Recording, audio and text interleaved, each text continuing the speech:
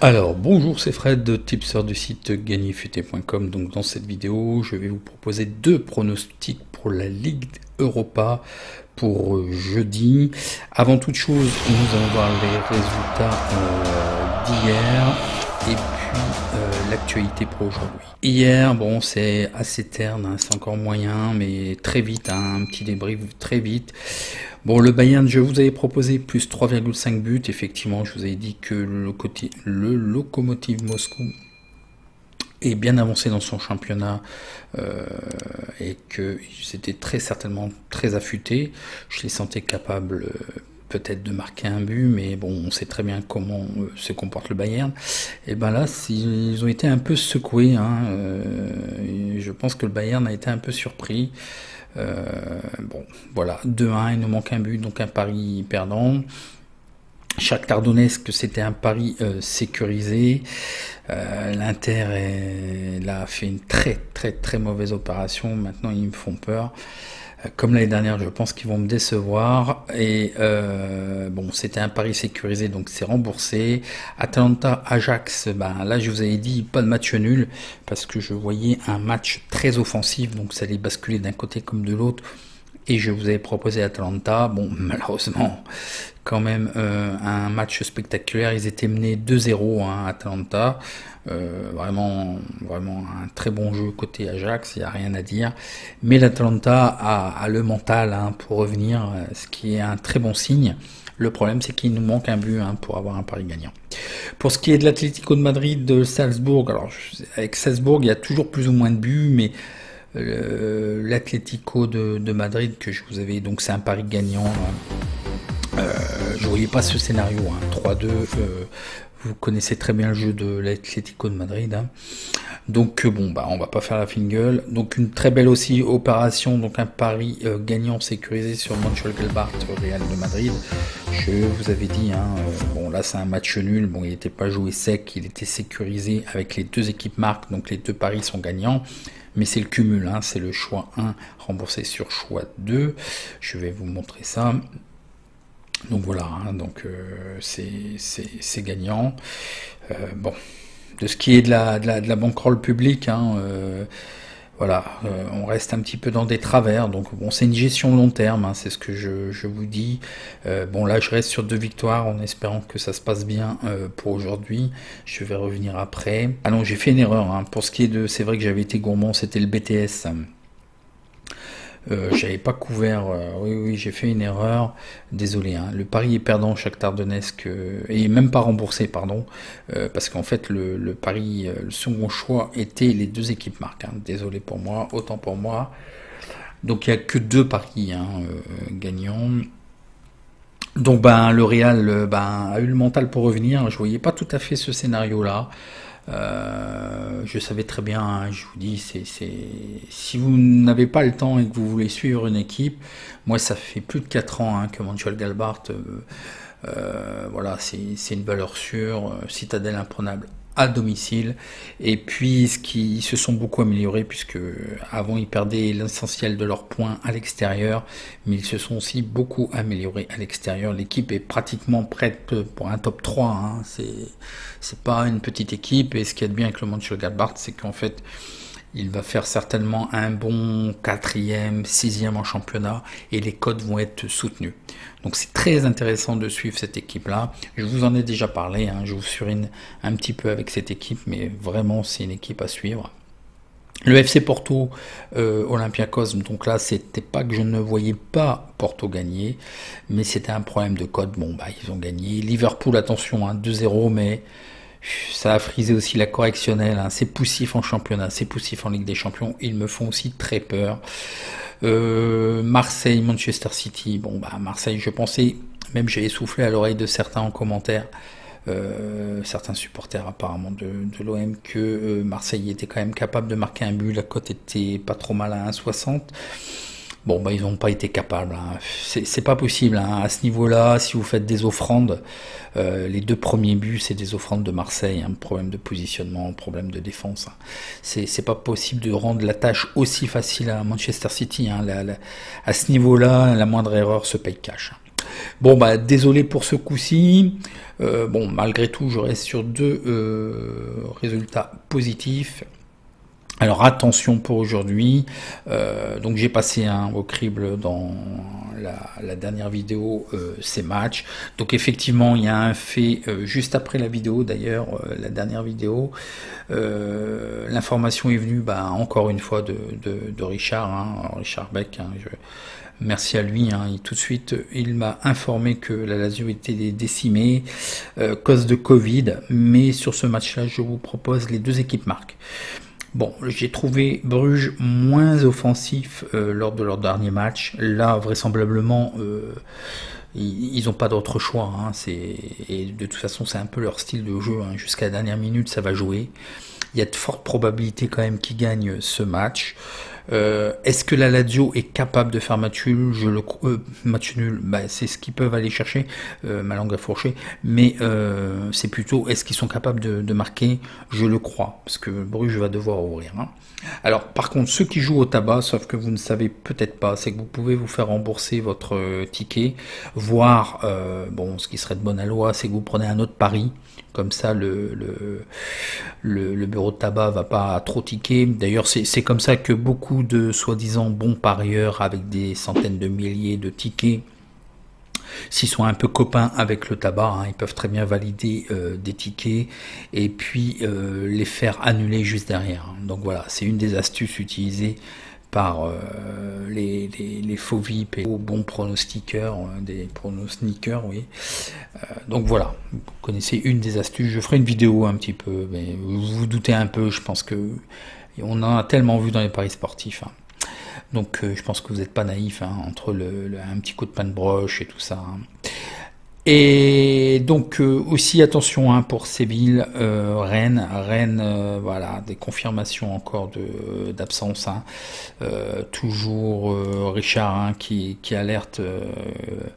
Lisez les commentaires, il y a toujours des gens bienveillants et Richard nous délecte toujours de petites infos et voilà. Donc, pour Rennes, Kamavinga et puis Nzonzi, bon, suspendu, information que je n'avais pas. Pour aujourd'hui, je vous propose que deux matchs, Lille Celtic et Real Sociedad Naples. Donc Real Sociedad Naples, des équipes que l'on connaît puisque je suis la Serie A et la Primera Division, la Liga. Et puis Lille, alors le Celtic, on va voir ça tout de suite. Donc une très belle régularité pour Lille. Franchement, ils ont un bel effectif. Voilà, bon là, Nice, ils se sont fait accrocher avec Nice qui avait eux aussi participé. C'est pas un mauvais résultat, mais sachant que Nice est quand même un peu plus fébrile. Voilà, bon, c'est difficile un match tous les 3 jours. Donc Lille gagne à 62%, match nul à 37%, ils font des over 2,5 à 25%, des under à 75%. Un rendement positif de plus 27% sur cette équipe. Donc le Celtic accuse le coup, ils ont même perdu le derby, c'est le Celtic Glasgow contre le Rangers Glasgow, donc c'est les deux équipes en vue du championnat écossais. Après leur défaite, ils ont accusé le coup, et puis là ils viennent encore de se faire accrocher, donc à Lille d'en profiter. Ils gagnent à 72%, ils font match nul à 18% et ils perdent à 9%. Ils font des over à 63%, des under à 36%, un rapport négatif sur cette équipe. Donc voyons voir les statistiques que je vous ai trouvées sur ce match. Donc c'est le premier contre le troisième. Alors une information cruciale quand même et vraiment très intéressante. Lille est toujours en effectif complet, aucun blessé, aucun suspendu. Le Celtic par contre, il y a 3 joueurs absents, vraiment gênant pour le dispositif tactique et pour l'équipe du Celtic Glasgow. Donc attention, pour moi c'est synonyme de contre-performance. Les stats, bon, les pures stats Ligue Europa, il n'y en a pas du côté de Lille. Pour ce qui est du Celtic, le Celtic n'a pas été battu dans 6 des 7 derniers matchs à l'extérieur en Ligue Europa.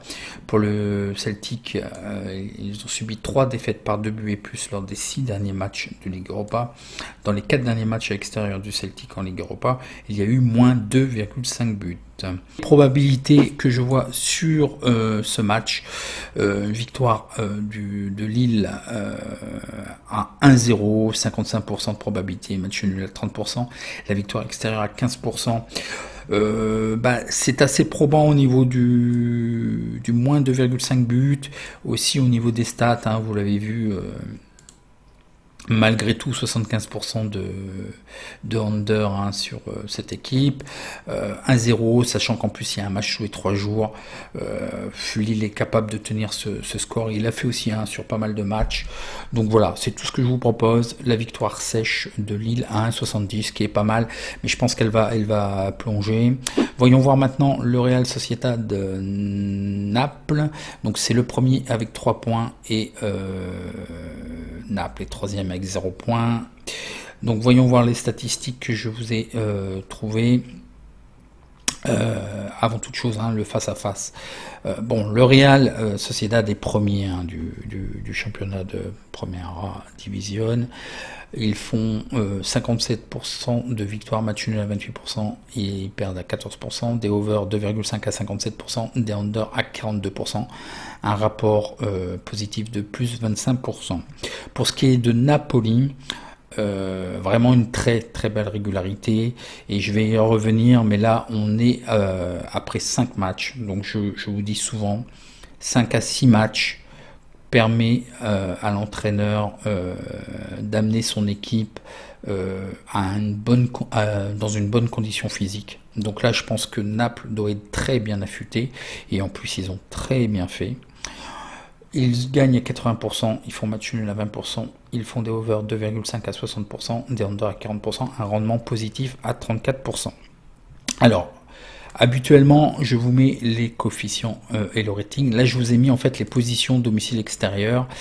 Et ce que je voulais vous montrer, c'est qu'en fait, par rapport à mon pronostic et ce que je vais développer après, voilà, je trouve que le Real Sociedad, ok, ils sont premiers, mais ils ont eu un parcours et il y a un peu d'incohérence dans cette équipe. Ils ont fait match nul contre le Real. C'est pas évident, ok, je le conçois, mais le Real n'était pas au meilleur de sa forme non plus, c'était un petit Real à ce moment-là. Betis à domicile, ok, difficile, et ils ont gagné 3-0, mais après c'est assez probant, il y a un gros différentiel. Là ils ont perdu contre Valence qui n'était pas au mieux non plus. Voilà, alors que Napoli a eu quand même, ça a été quand même assez compliqué. La Juve, ils ont gagné l'Atalanta qui est vraiment très offensif et vraiment un football spectaculaire. Le Genoa à domicile, et à ce moment-là ils étaient quand même premiers, donc là c'est la position à domicile et à l'extérieur, hein. Donc je vais y revenir, mais je trouve que déjà le Napoli déjà a très bien réussi, mais le calendrier était moins évident. Donc voyons voir les statistiques que je vous trouve. Tout d'abord les petites infos. Donc côté Real Sociedad, il y aurait 2 absents et puis 4 joueurs douteux, dont les 2 premiers sont assez gênants pour le dispositif tactique. Ce sont pour moi des joueurs clés de l'équipe, hein, de l'effectif type. Donc attention, ça commence à peser.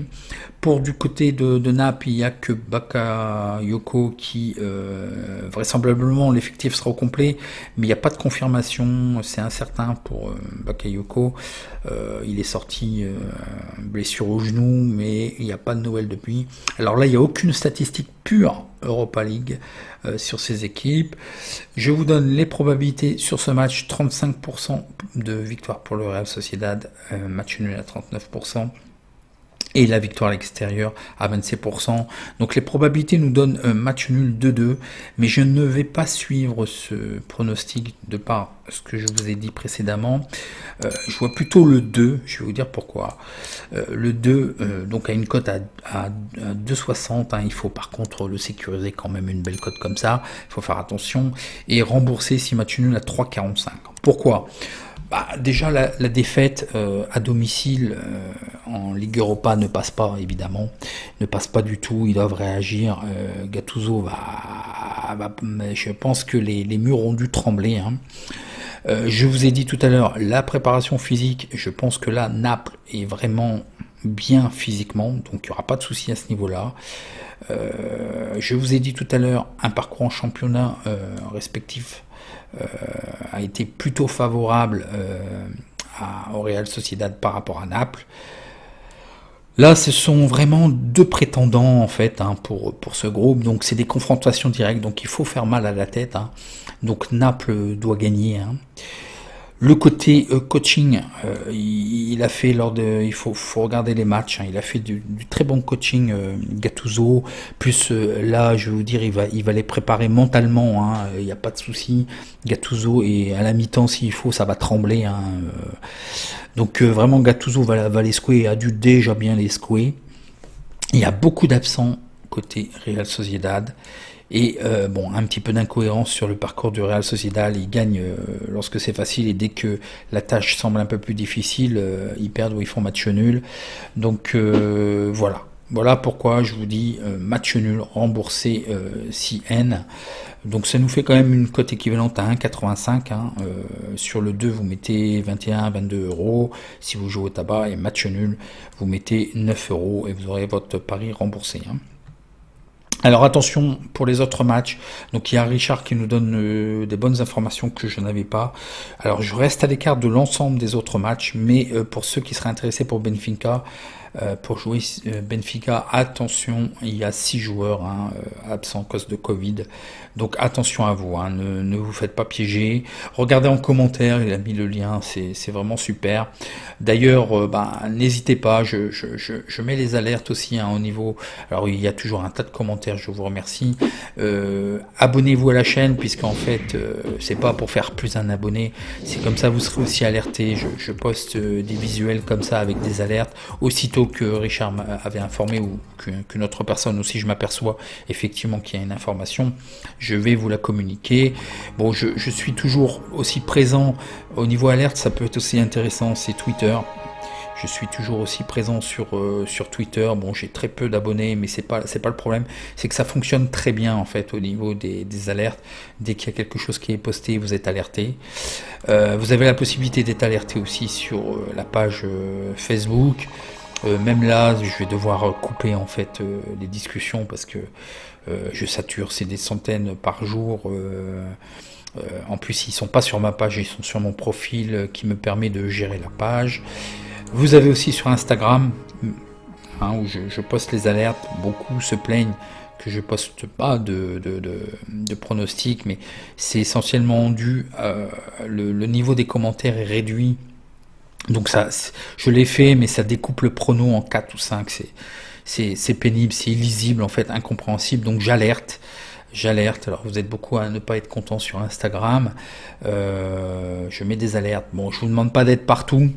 Essayez au moins de peut-être vous abonner quelque part pour vous garantir. Je pense que Twitter, c'est très réactif, parce qu'en fait Instagram et puis Facebook, c'est surtout au bon vouloir d'Instagram et Facebook. Tout le monde ne voit pas les posts en fait.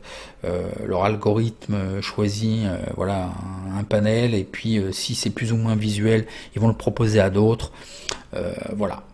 Donc je pense que vous serez alerté par YouTube, puisqu'en fait ils ont arrêté les alertes par email. Si vous mettiez en notification, mais par contre ils donnent bien les alertes de nouvelles publications et vidéos aux internautes, et Twitter ça peut être pas mal. Donc voilà, si vous avez apprécié, un petit like. Ne vous étonnez pas de ne pas avoir de pronostic demain, puisqu'il y a très peu de matchs pour vendredi. Donc ça sera pour samedi, et attention, peut-être des invités surprises. N'oubliez pas Halloween. En attendant, je vous souhaite bon match et à demain pour une prochaine vidéo. Merci. Je réponds à vos questions en commentaire, n'oubliez pas. Allez, merci, bon match.